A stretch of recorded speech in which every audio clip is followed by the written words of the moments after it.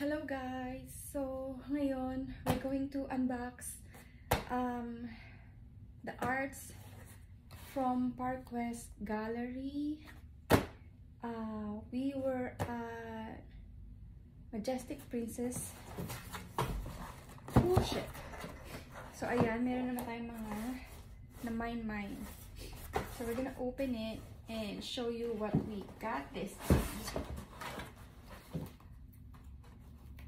So, tinanggal ko na yung mga shipping information.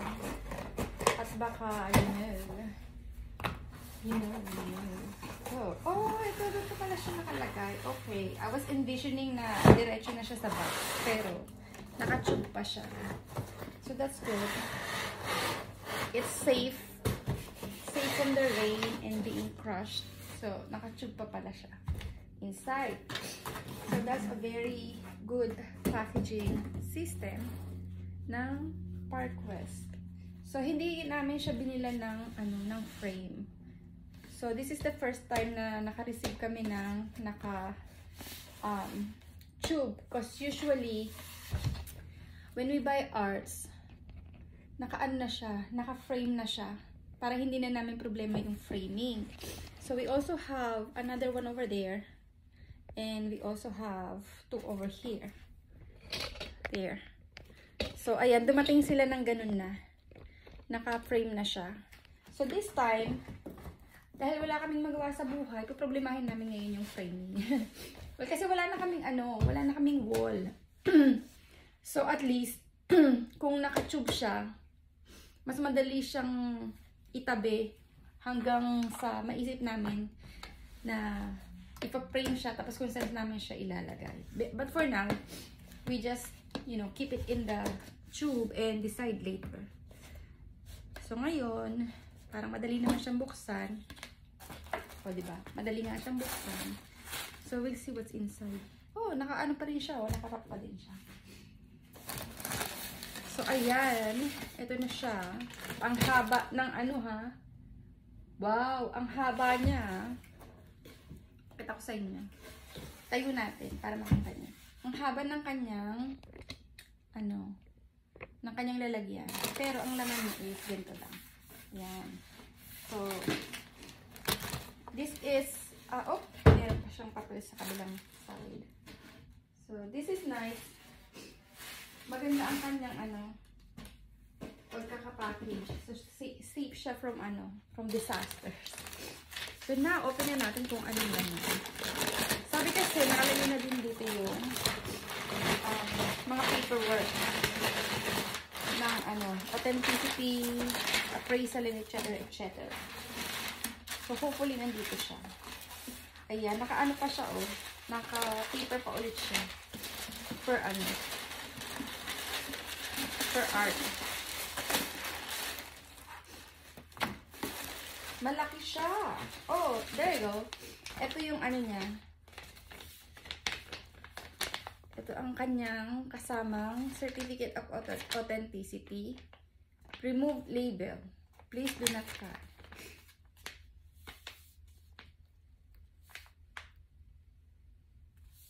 Yeah, so nandito yung documentation niya. Na real painting siya. Sinong may gawa. At nagbayad kami ng appraisal, so nakalagay na rin siya kung magkano siya pag binenta. So, our first painting na tatanggalin natin at kukumawa siya. Ito.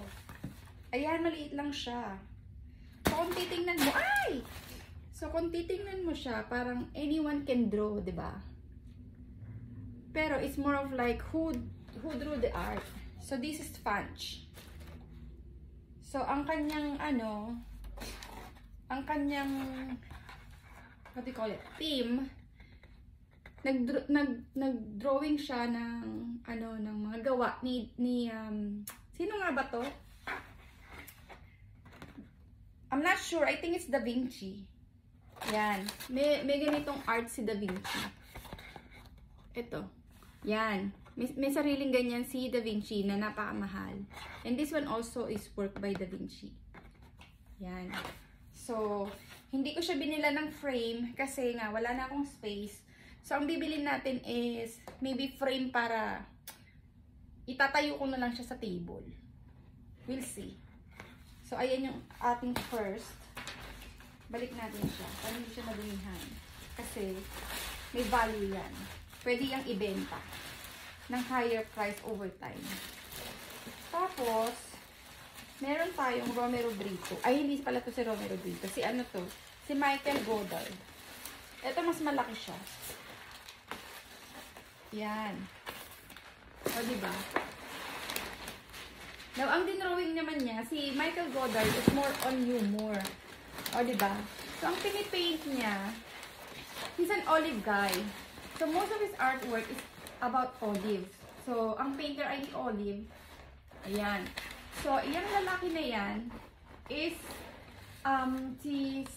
si Dali. He's a famous artist too. Tapos, mahal yung kanyang mga artwork. So, ayan. Nasa painting din siya. So, di ba ang cute? So, itong painting na to is more of like humor painting.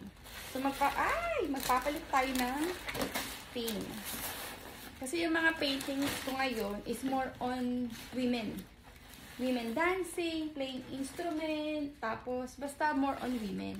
So, ngayon, yung mga arts ko is more on colors. Colors and combination ng mga ibang artists na nasa loob ng kanilang mga arts. Ito naman is by Jim Warren. O, diba? Ang ganda. So, meron siyang couple there. Tapos, parang nasa beach ata sila. O, diba? Ang ganda. Ang ganda ng color combination. Very, very,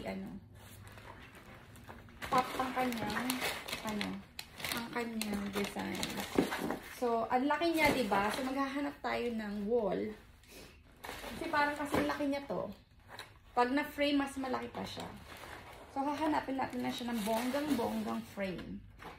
Para hindi naman na-overpower ang painting. So, yan. Ang kanyang, ang kanyang painter or artist is si Jim Warren. Yan. Ingatan natin. At baka madumihan or malupot siya. Okay. So, next one is, eto medyo maliit compare doon. Yan. This is Saba Marcos. Yun ang kanyang artist. Babae ulit. So, malamang ito, hindi natin siya itataas. Kasi, hindi natin itataas. Hindi natin siya ilalagay muna sa wall kasi yung mga babae ko dito, ibababa ko. Para maiakyat ko yung aking mga colorful design. Magpapalit tayo ng theme ng bahay. Para masaya naman, diba? Kasi puro girls. Diba? Kung yung iba nagpapalit ng alahas, ng every occasion, tayo magpapalit tayo ng painting. Magpapalit tayo ng painting sa house. Ano pa? Ayun lang. Ito ang ating first set of arts. So, meron pa tayong isang box. Ito, oh. May isa pa tayong box. Manoodin niyo yung part 2. Kasi ang haba na nito.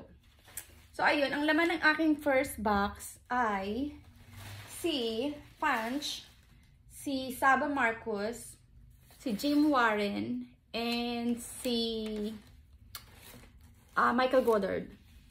Ayan. So, meron tayong 4 in 1 box. Okay. Wait for the second box. Bye!